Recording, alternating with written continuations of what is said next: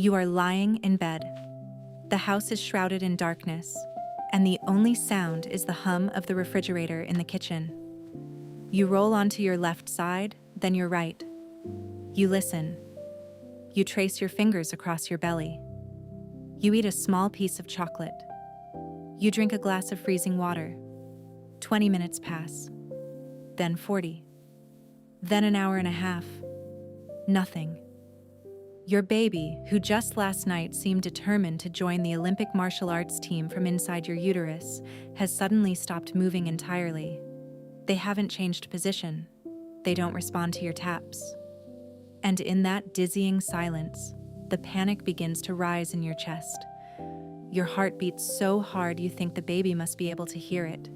You wonder if you ate something wrong, if you slept in a position that cut off their oxygen, if something terrible is silently unfolding right beneath your navel. Most parents, the precise moment they perceive this prolonged stillness, immediately jump to a terrifying conclusion. We assume that an absence of movement equals an absence of vitality. If the baby isn't kicking, it means they aren't okay. If they don't roll, it means they're stuck. Or worse, that they are in fetal distress. And so, what do? We start jiggling our belly. We press down frantically with our fingers. We desperately try to wake them up just to get tangible proof that they are still there, alive, and responsive.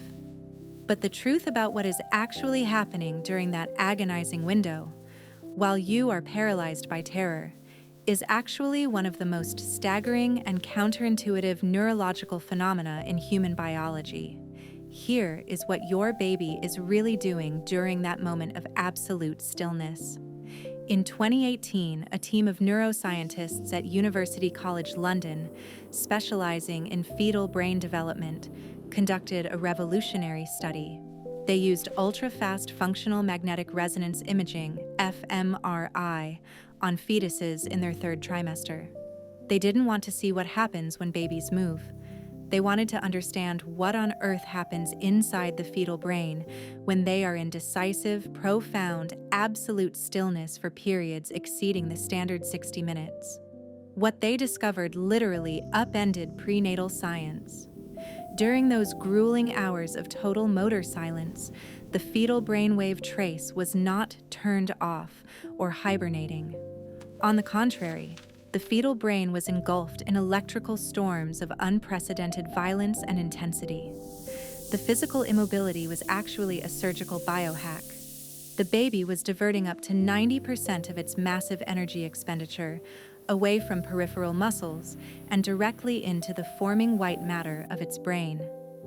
Researchers found that these prolonged states of temporary paralysis coincide with the actual physical creation of the corpus callosum and the deep myelination of the brainstem.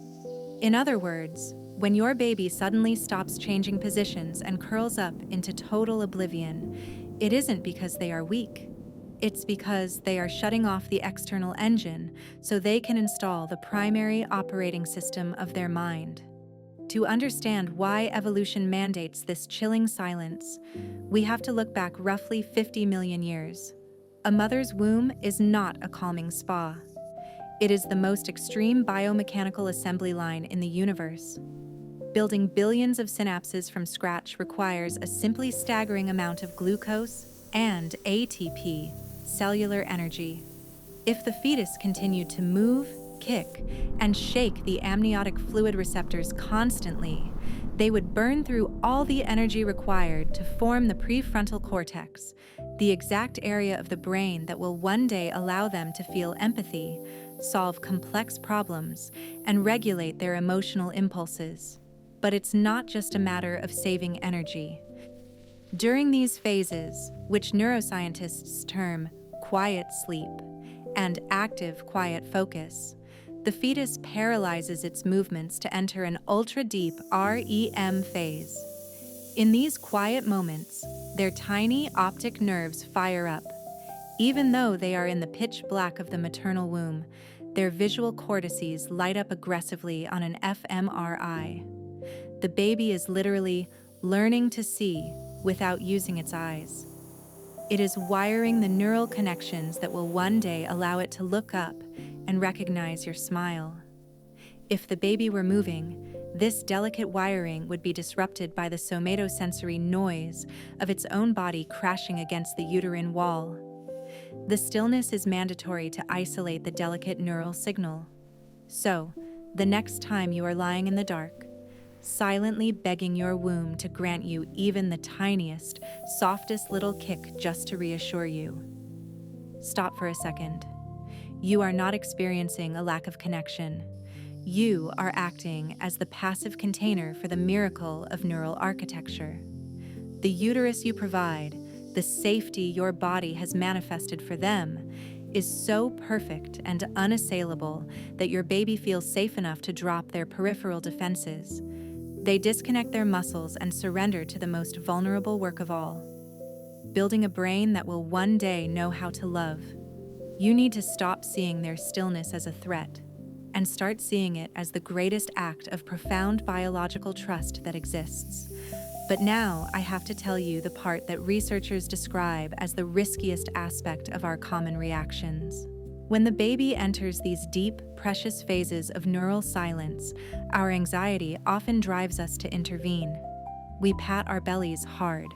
We drink liters of orange juice and coffee to trigger a glycemic spike and force them to wake up. Constantly and repeatedly forcing a fetus out of its neurological stasis just to soothe our parental anxiety is the biological equivalent of pulling the plug on a computer right in the middle of a critical system update. It means triggering a forced release of cortisol into the amniotic environment to provoke a Moro reflex, an alarm reflex, which will immediately divert critical energy away from brain development and back to the muscles for emergency self-protection. Obviously, if the absence of movement lasts for far too many consecutive hours during the third trimester and deviates completely from your baby's norm, medical evaluation is mandatory and life-saving.